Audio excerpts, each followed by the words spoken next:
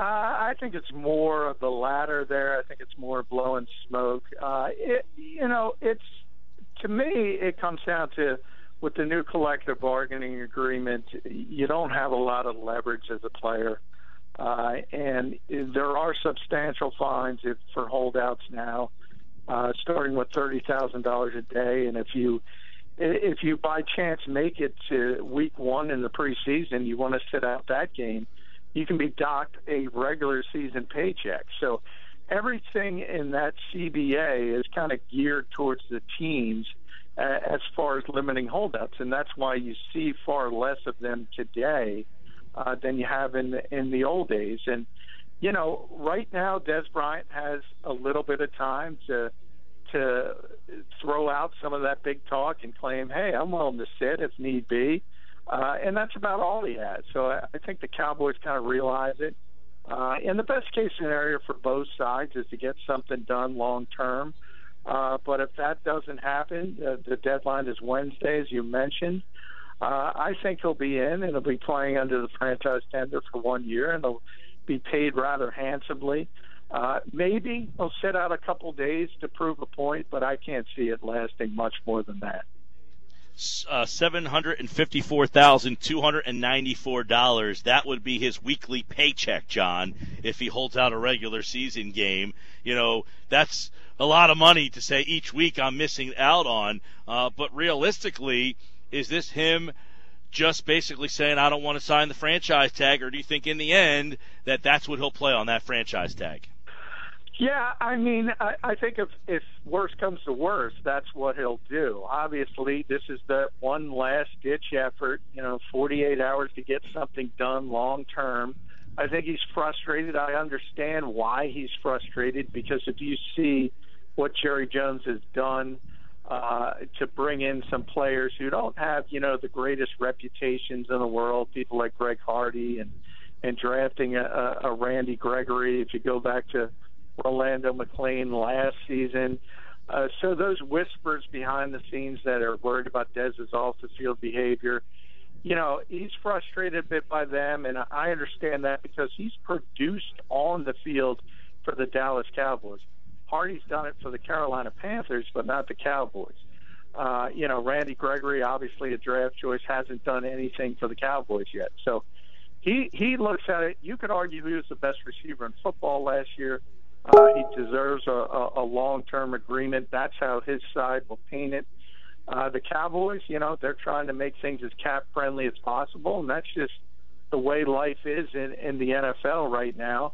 And I think when worse comes to worse, Dez Bryant will be in Dallas long-term.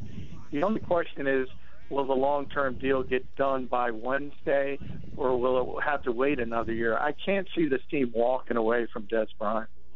John McMullen, the NFL editor at sportsnetwork.com, with his take on the Dez Bryant stuff. How about his teammate, Greg Hardy, right now?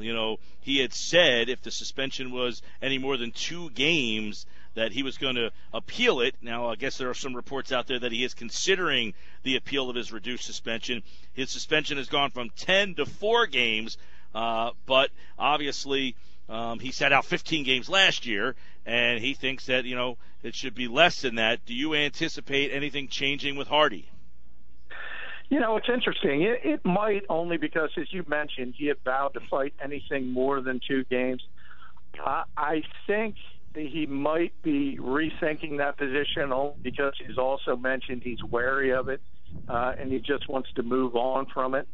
And I think the NFL kind of hopes the Players Association and Hardy drop things from here because the suspension was reduced.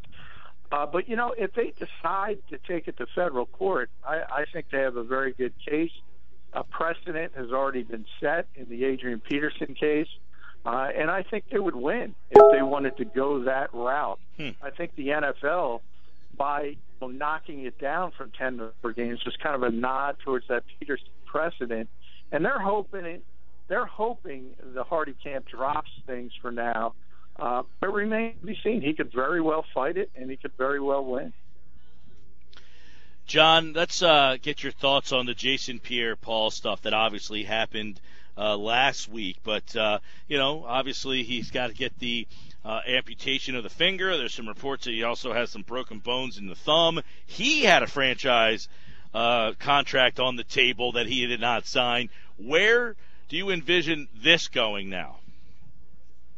Well, I think he'll play under the franchise tag this year. I think the Giants, from their, perspective, they say they'd already, sort of budgeted that money, so it's not really going to hurt them at this stage of the game. But obviously the long-term contract is off the table. The Giants have no interest in that now. And Jason Pierre-Paul is going to have to prove he can still play this game without his index finger. Talk to a doctor from the New York Special Surgery Unit, and they said, if you were to have a finger amputated, this is the one that would be easiest to move on from. So there's that part of it. But, those who point to Ronnie Lott and say he was able to do it, totally different position. This is a guy who's asked to rush the passer. This is a guy who puts his hand in the ground. And so much of pass rushing at the NFL level is handwork. And he's going to have to prove that he can come back from this and hit the ground running, still be the difference maker he was. And I think for the Giants, it's going to be a wait-and-see approach. All right, John McMullen's with us, NFL editor, sportsnetwork.com. Obviously, the Cowboys and the Giants have some things going on there. This Aaron Cromer situation in Buffalo, where, he apparently assaults a young kid, threatened to kill him. I mean, it sounds like Bizarro World, but what do you anticipate happening? And we hear so many things about players out of control. Now a coach going to that level. I mean, things are getting really out of control, it seems like. But do you anticipate, the Bills having to cut ties here? It's possible. It's a little too early to tell. I mean, right now we have one side of the story, and that's coming from the alleged victims. And, we're yet to hear Cromer's side. We've seen some releases, some leaks of information claiming that the kids stole his beach chairs and were threatening him, and it was very dark, and he didn't necessarily understand the ages. So we'll see how it kind of plays out. Obviously, if you have an adult, and anyone who's ever met Aaron Cromer, he's a 6'4" guy. He's sort of an old school NFL tough guy. And, it's not going to look good if somebody like that is taking swings at a young kid. So it doesn't look good for him, but there are, at least some circumstances that make you think that things can turn in his direction. But we know what society is now, and these things happen. It'd be far easier for the Buffalo Bills to just cut ties if this just goes in a negative direction, and that's just the world we live in right now. Yeah, just a crazy story to hear something like this, and but I guess it's not surprising that much anymore. I do want to get your thoughts, John, as a guy who covers the NFL. I know Adam Schefter's been kind of called out under the rug the other day. He had to make a statement on him releasing the medical records of Jason Pierre-Paul. I know he made an explanation as to why he did it. As a guy who covers the league, did you feel uncomfortable seeing that? What was your take on seeing that, being released by Adam Schefter? Well, I didn't feel uncomfortable with him releasing the news. I mean, HIPAA doesn't apply to reporters. We don't have to abide by that. That's for the hospital workers, and if they give us the information, we have every right to disseminate it. The picture aspect, that was a little troubling. I think he went over the top. To me, that was kind of a look at me type of thing, and I think he understands that at this stage. And as a guy who's so high profile, he doesn't even need to do that. So there's that aspect of it. But that's part, where certain, in the media culture, certain reporters get to become celebrities more than reporters. I think Schefter is in that category, and I think he kind of fell a little bit towards that. But as far as the information, he had every right to disseminate it. It's just I didn't think he did it in the right way.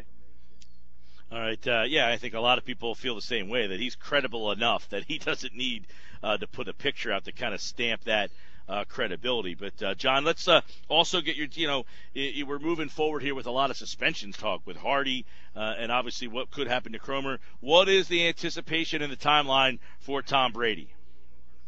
Well, I think it's going to be this week, and I think it's going to be knocked down a little bit. We'll see. I think the NFL, what people don't understand, especially casual fans, the NFL is on pretty sound legal footing in this particular case because it's not a personal conduct issue. There hasn't been these wild gesticulations and punishments. So I think if the players and the Players Association decide to take the Brady case to court, I don't think they're going to win it ultimately. So I think they're hopeful of getting it knocked down to, say, 2 games, and that'll be it. As opposed to the Hardy situation, which the issue there is, remember, there's an old policy, and when players like Hardy and Peterson did their acts, they did it under the old policy, and they were punished under the new policy. So that's why the NFL has a problem in court in those types of cases. So it's different. It's tough to explain because I understand the fans are going to say, Greg Hardy gets suspended 4 games for allegedly threatening to kill his girlfriend. Tom Brady gets suspended for 4 games for deflating footballs. On a common sense level, that doesn't make sense. I get that. But you have to understand it's all about the CBA, and that's the way things have been collectively bargained. So I think the NFL wants to get away from those comparisons, and for that reason, more than anything else, I think they'll knock down the suspension. You know, I know we had the lockout, 2 seasons ago now, or maybe 3 seasons ago now. What was it, 2011? 2012, right? 2012 was the lockout. Do you anticipate, I hate to go that far ahead, but do you anticipate things like this being an issue the next time they collectively bargain? I don't, and I've talked about this, I've written about it, and, I think the Players Association, the union, finds it very unfair the way the NFL has handled that punishments. We understand that. But the rank and file, for all the media attention it gets, the vast majority of NFL players don't get in trouble. I mean, just look at it statistically. When we hit training camp late this month, early next month, there'll be 90 players on 32 different teams. Do the math. How many of those guys get arrested per year? So the players as a whole, this might not be the hill they want to die on, so to speak. And I think that is what has happened in the past. So when they look at things like Adrian Peterson, they might find it unfair, but the vast majority of guys aren't going to do anything to get themselves into that same quandary. So I'm not sure they want to fight and risk a strike over things like that. Good commentary from John. John, I know you wrote a piece over at sportsnetwork.com. Sad story over the weekend. Kenny Stabler, I was watching the Bad Boys 30 for 30 the other day. You see Isaiah Thomas wearing the Real Men Wear Black T-shirt. I don't know that those T-shirts are out anymore because it's been a while. But the Snake was a guy that really lived the lifestyle of being a Raider. Yeah, it really did. There's a great story by John McClain, the longtime Houston beat writer, about him showing up drunk for a Week 16 game. And, that could never happen today. And not that it should. I mean, it was just a different era. We had these larger-than-life characters, and Ken Stabler kind of lived that and breathed that. He was a hard-partying guy. He was a tremendous player. And he just emphasized that old school. It's sort of like, when you think about the Raiders today, it's like a punchline when you say commitment to excellence and just win, baby. But that's all they did under Ken Stabler. All they did was win games. He was an MVP. He was a Super Bowl winner. And the fact that he's not in the Hall of Fame and he passed is certainly a disappointment to me because I think that was one of the great injustices of the voters in Canton. I think they'll correct it. But it's a shame that they'll do it after he passed. And you think about those Raiders today. They haven't had a winning season basically since Rich Gannon was there, taking them to the Super Bowl. It's a totally different environment, and new school fans just don't understand how good those old Raider teams were. And it all started with Ken Stabler. Yeah, good piece at sportsnetwork.com from John on that. John, I want to get your thoughts, too, on Mark Sanchez. He was out in San Diego last week. He has Darren Sproles, Zach Ertz, Ryan Matthews, Jordan Matthews, and others out there. They all shared a house and had an opportunity to work with the quarterback. I mean, hearing anything about possibly Sanchez having a better shot to win that job, or the players kind of migrating towards him by any stretch? Well, I think it's just a smart move by Mark Sanchez. He's going to have an opportunity simply because, as we've talked about since, early in the summer, Sam Bradford's not 100%. He's not going to be 100% until deeper into training camp. And hopefully he's ready for week one. I think he's on track for that.